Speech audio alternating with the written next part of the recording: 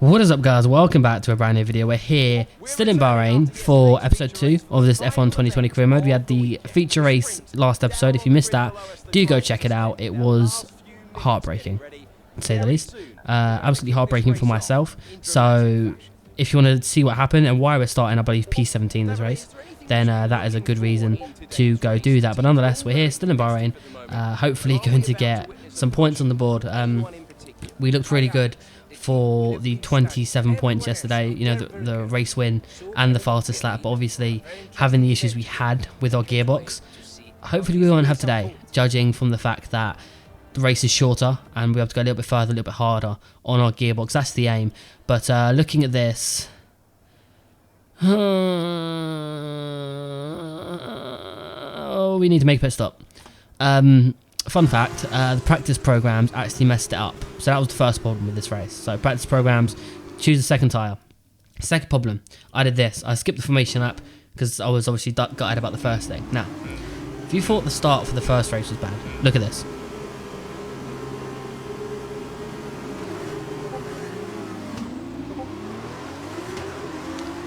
So, here's the problem.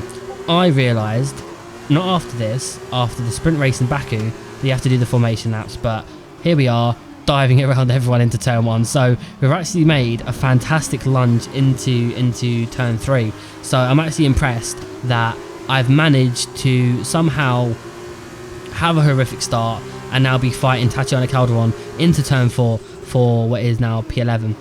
She actually hangs us out to dry a little bit there. She's still on the inside. I expected her to give up, to be fair. So that was quite a nice surprise. So we got Louis Delatraz now in P10.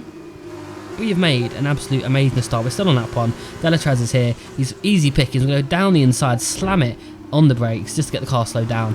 And we've actually made one of the best overtakes we're going to see on this race weekend. So coming on to the end of lap 1, it's only lap 1, we're P10. We've had a Fernando Alonso start. Speaking of Fernando Alonso, he's coming back to F1. I'm excited. If you're excited about that, let me know if you are, or if you're not, in the comment section below, and why. Why aren't you excited? Why are you excited? I'm very intrigued to see what the reason is. But Sete Camara is our next victim. And when I say victim, we absolutely chuck it down into turn 1. Managed to get a little bit sideways on the exit going into turn 2, but we managed to hold off the position, and I don't think he's actually going to catch up to us. We try and chase down yesterday's race winner, Dorian Boccolacci. He absolutely smashed that. I'm not sure how he managed to do that, but we're in his slipstream. We seem to be going pretty slowly. We maybe take a few liberties there with track limits. I'm going to close up to the back of him, and we obviously chuck it down his inside. We set a purple sector 2 to add cherry on top, and we've got Antoine Hubert in P7. So Hubert, he's got some good pace. We might struggle. I know a few of these guys will be on fresh tyres. Myself, obviously not, and I'm assuming maybe a few other drivers aren't. So anybody who makes a pit stop most likely worn rubber, which obviously, you know, it makes sense. But Nobuharu Matsushita sets the fastest lap, presuming he's pretty much up towards the front. He's definitely got DRS, same as Dorian Boccolacci's got DRS, and he's actually going to try and fight us into turn 1. He actually almost gets a full car length ahead. We give him a squeeze into turn 1 to make sure his angle's pretty bad. He actually hits us. I'm not sure who he thinks he is. I know he's won a race and everything, but Jesus. We managed to get past him, hold on to that position. We're still up the slipstream of Antoine Hubert. He's actually fighting Nikita Mazepin for what is P6, I think. Mazepin obviously holds it tight inside line. We're going to follow Hubert, but you can just see on the traction, we've got no grip on these tyres. We're lap 4, and our tyres are pretty much finito. Obviously going to be a DRS. He's going to make an easy move on Mazepin, but if hopefully we can follow Hubert through, that would be ideal. Hubert's definitely got the pace that we are after, and Mazepin looking a bit vulnerable. We might be able to hang it round his outside at the exit of turn 1 into turn 2. We're going to give a bit of squeeze on the exit. Now that is a beautiful move considering we've got no grip on our tyres. So we follow Hubert through, which is obviously ideal. That's kind of what we want to do in this position. And just keep up with Hubert, who's I guess the benchmark to a degree. But on the end of lap 7, we have to bite the bullet. We have to come in and pit. Our tyres were getting even worse, and Hubert was pulling out a massive gap on us. You can see a few people actually coming in. Mazepin's actually one of them. So he obviously is on worn rubber, hence why I was able to go around the outside of him. Pretty easy, but so yeah, in terms of why these tyres are bad, I actually did started an F2 series on 2019 with Lando Norris, and I'm pretty sure I did exactly the same thing. I don't know, it's super frustrating. I know in future to obviously use one tyre, I think that's the problem. With the new practice programs, you know, you want to do these programs, but obviously you only got essentially one set of tyres to use to do all 5 programs, you know, with your quali sim, race sim, tyre wear, fuel wear, and obviously your track acclimatization. So that's not great. We're back behind Sergio Sette Camara, Boccolacci and Calderon. So all of these people have obviously stopped, so we're going to have to re-overtake them. Sergio Sette Camara is pretty vulnerable as we're coming into turn 14. We're going to hang it around the outside if possible, but he covers that off pretty well. We're going to have to try and get him on the traction. We'll see just how good his tyres are compared to mine. We was able to actually keep pretty close to the car ahead this time. So we've got DRS coming through onto the start-finish straight. Our gearbox isn't looking too great, so I have to pull to the outside just so we actually call that a little bit. He's going to move very similar to what Jordan King did last episode, put us off a little bit, maybe missed our braking zone by a metre or two, really throw us off. So F2 drivers definitely a bit more ballsy in the braking zone for sure, but Tatiana now is the next car ahead of us. We're pretty sure we've got the pace on her. She's not too far from Boccolacci as well, so she's going to get DRS off him, which is probably going to hinder us a little bit as we try and gap to Sergio Sette Camara. He's just outside our DRS, and I want to try and make that a permanent fixture, to say the least. But we've got the pace on Calderon here, coming up to our favourite section of track.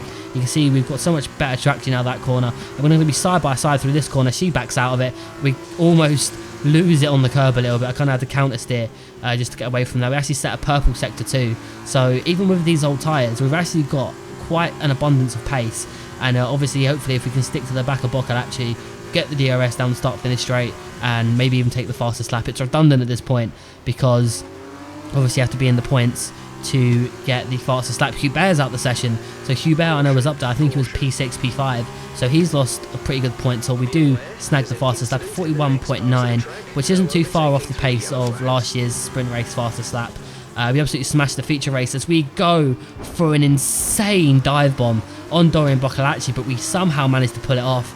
I was too busy talking about my accolades of beating the feature race's fastest lap from last season, but you can see we're about 52 odd metres back, and I know that because I looked at the meter boards, but that was an outrageous dive bomb from ourselves. And he turns in, we do bang tyres a little bit, not the cleanest of overtakes, but we managed to do a pretty solid job there. You can see we're going to go sideways off the curb onto the painted, I believe it's sand, and we're actually going to let Boccolacci back through again. We just got too gung-ho on the traction.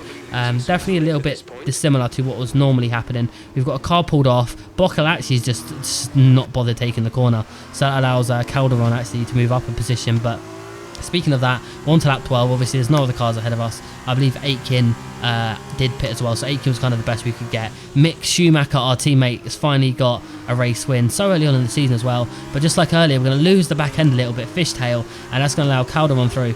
And also Sergio Sette Camara is going to try and get past us here, but we have to make a lunge. Although it's only for P13, P15 even. Oh god, that's even worse. Although it's for P15, every move counts. So obviously, just go for it. You might as well just send it. Hopefully, Sergio isn't going to send it on me coming into the final corner, because that's not what we want. But yeah, P15. Oh, it's been a horrible round in the championship for us. We had so much pace going into the feature race on P2. Missed out on the 4 points for pole position.